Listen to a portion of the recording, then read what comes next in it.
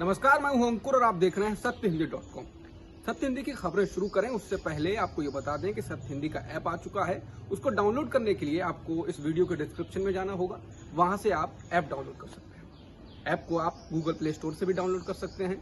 अब एक नजर डाल लेते हैं अब तक की सुर्खियों पर। कोरोना संक्रमण को लेकर बन रहे भयावह हालात के बीच एक और डराने वाली खबर आई है। मेडिकल की दुनिया की बड़ी मैगजीन द लांसेट की रिपोर्ट कहती है कि आने वाले दिनों में भारत में कोरोना संक्रमण से हर दिन 1750 लोगों की मौत हो सकती है और जून के पहले हफ्ते तक ये आंकड़ा 2320 मौत प्रतिदिन तक पहुंच सकता है।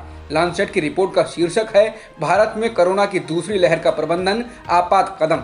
इस रिपोर्ट में कुछ कदम उठाए जाने की सिफारिश की गई है जिससे कोरोना के संक्रमण को रोका जा सके। दुनिया में पहले से कई अधिक गुना तेजी से फैल रहे कोरोना को लेकर अब मेडिकल जर्नल लांसेट ने एक अध्ययन छापा है। इस अध्ययन के मुताबिक कोरोना हवा में अधिक तेजी से फैल रहा है, जबकि बड़े ड्रॉपलेट के जरिए कोरोना के प्रसार के साक्ष्य लगभग ना के बराबर हैं। इस स्टडी को यूके, यूएस और कनाडा के 6 विशेषज्ञों ने मिलकर तैयार किया है। कोरोना संक्रमण की बेहद तेज रफ्तार को देखते हुए उत्तर प्रदेश सरकार ने शुक्रवार को बड़ा फैसला किया है। प्रदेश में अब हर रविवार को पूर्ण लॉकडाउन रहेगा। इस दौरान जरूरी सेवाओं के लिए निकलने वालों को ही छूट मिलेगी। ये पूर्ण लॉकडाउन शहरी और ग्रामीण क्षेत्रों में लागू रहेगा। इस दौरान पूरे प्रदेश में सैनिटाइजेशन का काम किया जाएगा। इसके अलावा मास्क न पहनने पर 1000 रुपए का जुर्माना लगेगा और अगर किसी व्यक्ति को दूसरी बार बिना मास्क के पकड़ा गया तो उस पर 10,000। देश के कई राज्यों में कोरोना से जान बचाने वाले रेमडेसिविर इंजेक्शन के लिए लाइनें लग रही हैं। उत्तर प्रदेश, मध्य प्रदेश, महाराष्ट्र, गुजरात सहित कई राज्यों में लोग इस इंजेक्शन के लिए कई दिनों तक लाइन में लग रहे हैं, लेकिन फिर भी ये इंजेक्शन नहीं मिल रहा है। एक और ये हालात हैं और दूसरी ओर इसका इंजेक्शन खरीद फरोख्त की वेबसाइट OLX पर 6000 रुपए में मिल रहा है।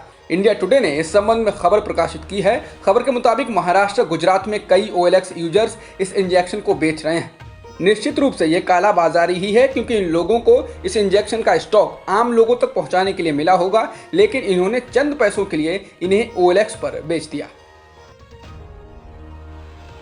देश के कई सूबों और केंद्र शासित प्रदेशों की तरह मध्य प्रदेश में भी कोरोना के हालात पूरी तरह बेकाबू हो गए हैं। प्रदेश में पिछले 24 घंटों में 10,000 से ज्यादा संक्रमित मिलने का रिकॉर्ड बना है। भोपाल में एक ही दिन में कोरोना पीड़ितों की मौतों का भी नया रिकॉर्ड सामने आया है। भोपाल में हर 13 मिनट में एक मौत दर्ज हो रही है। भोपाल में कोविड मृतकों के अंतिम संस्कार के लिए चिन्हित 2 शमशान घाट और एक कब्रिस्तान में गुरुवार को 112 कोरोना संक्रमित और संदिग्धों के शव पहुंचे। हालांकि सरकारी आंकड़ों में महज 4 मौतें भोपाल में दर्शाई गई।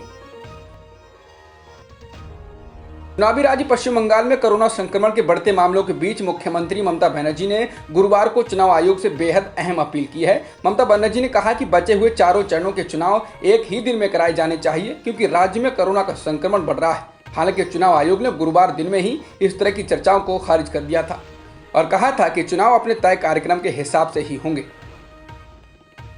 पश्चिम बंगाल में जारी चुनाव में सभी राजनीतिक पार्टियां रैलियां कर रही हैं, जिसमें खुलेआम कोरोना के नियमों की धज्जियां उड़ाई जाती हैं। इसी को लेकर आज चुनाव आयोग कोलकाता में सभी पार्टियों के साथ एक बैठक कर रहा है। माना जा रहा है कि इसमें कोरोना को लेकर बन रहे हालात पर चर्चा की जाएगी। बता दें, पश्चिम बंगाल में कोरोना के मामलों में 24 गुना उछाल आया है। पश्चिम बंगाल में 10 मार्च को कोरोना के 241 मामले थे, जबकि 14 अप्रैल को ये आंकड़ा 5892 पर पहुंच गया। मध्य प्रदेश के निर्वाणी अखाड़े के महामंडलेश्वर कपिल देव दास का कुंभ में जाने के बाद कोरोना संक्रमण से निधन हो गया। वहीं द टाइम्स ऑफ इंडिया की खबर के मुताबिक बढ़ते कोरोना संकट को देखते हुए निरंजनी अखाड़े ने कुंभ से बाहर होने का फैसला लिया है। निरंजनी अखाड़ा जूना अखाड़े के बाद दूसरा सबसे बड़ा नागा सन्यासी अखाड़ा है। अखाड़े ने कहा है कि शाही स्नान के बाद उसके लिए कुंभ समाप्त हो गया है। इसके अलावा स्वास्थ्य विभाग के एक शीर्ष अधिकारी ने अखबार को बताया कि कुंभ में शामिल 68 शीर्ष साधु संक्रमित हो चुके हैं। इसके अलावा मेला प्रशासन के भी 332 लोगों को संक्रमण हो चुका है। कुंभ में कोरोना किसकी वजह से फैला है, इसको लेकर अखाड़े आपस में ही भिड़ गए हैं। बैरागी अखाड़े का आरोप है कि कुंभ में कोरोना सन्यासी अखाड़े के कारण फैला है, तो वहीं निर्मोही अखाड़े के अध्यक्ष महंत राजेंद्र दास ने कहा है कि कुंभ में बढ़ते संक्रमण के लिए अखाड़ा परिषद के अध्यक्ष महंत नरेंद्र गिरी जिम्मेदार हैं। कोरोना से होने वाली मौतों को लेकर चारों ओर एक ही जैसा आलम है। कई बड़े शहरों के नामी अस्पतालों में बेड्स, आईसीयू, वेंटिलेटर, ऑक्सीजन की जबरदस्त कमी है और इस महामारी की वजह से होने वाली मौतों के कारण कई शहरों के शमशानों और कब्रिस्तानों में जगह कम पड़ गई है। गुजरात के अहमदाबाद में कोरोना से होने वाली मौतों का आंकड़ा बढ़ने के बाद कब्रिस्तान में जगह कम पड़ गई है और कैथोलिक समुदाय के पादरियों ने अपने अनुयायियों से कहा है कि वे अपने प्रियजनों के शवों को दफनाने के बजाय उनका दाह संस्कार करने पर विचार करें। इस शहर के पारसी समुदाय ने भी ऐसी ही अपील की है, वरना इस समुदाय के धार्मिक नियमों के मुताबिक अंतिम संस्कार में दाह संस्कार की परंपरा नहीं है। भारत में पिछले एक दिन में 2,17,000 से अधिक कोरोना संक्रमण के मामले दर्ज किए गए हैं और 1,185 लोगों की जान गई है, जिसके साथ ही देश में कुल सक्रिय मामले 15,69,000 के पार हो गए हैं और मरने वालों का आंकड़ा 1,74,000 के पार हो गया है। फिलहाल देश में अभी तक 11,72,23,000 से अधिक लोगों को कोरोना वैक्सीन की डोज दी जा चुकी है। भारत में बढ़ते कोरोना संकट के बीच आज देश के प्रधानमंत्री नरेंद्र मोदी ने देश में ऑक्सीजन आपूर्ति की मौजूदा स्थिति को लेकर बैठक की। प्रधानमंत्री मोदी ने देश में ऑक्सीजन आपूर्ति की वर्तमान स्थिति और कोरोना महामारी से अत्यधिक प्रभावित 12 राज्यों में आगामी 15 दिनों में इसके अनुमानित इस्तेमाल की स्थिति की समीक्षा की। इन 12 राज्यों में महाराष्ट्र, मध्य प्रदेश, गुजरात, उत्तर प्रदेश, दिल्ली, छत्तीसगढ़, कर्नाटक, केरल, तमिलनाडु, पंजाब, हरियाणा और राजस्थान शामिल है। कर्नाटक के मुख्यमंत्री बीएस येदियुरप्पा दूसरी बार कोरोना से संक्रमित पाए गए हैं। उन्होंने ट्वीट कर इसकी जानकारी दी है। साथ ही कहा है कि वो ठीक हैं, लेकिन डॉक्टरों की सलाह पर अस्पताल में भर्ती हो गए हैं। बता दें, इससे पहले 2 अगस्त 2020 को कोरोना से संक्रमित वो पाए गए थे और उसके बाद अस्पताल में भर्ती हुए थे। कांग्रेस नेता रणदीप सुरजेवाला भी कोरोना से संक्रमित हो गए हैं। उन्होंने सोशल मीडिया पर इसकी जानकारी दी है। इसके अलावा श्रोमणी अकाली दल की नेता हरसिमरत कौर बादल भी कोरोना की चपेट में आ गई हैं, जिसके बाद उन्होंने खुद को आइसोलेट कर लिया है। अमेरिकी राष्ट्रपति जो बाइडेन ने अब रूस पर प्रतिबंधों की घोषणा कर दी है। इन प्रतिबंधों के तहत 10 राजनयिकों को निष्कासित करने सहित कुल 32 रूसी अधिकारियों और लोगों के खिलाफ कार्रवाई की गई है।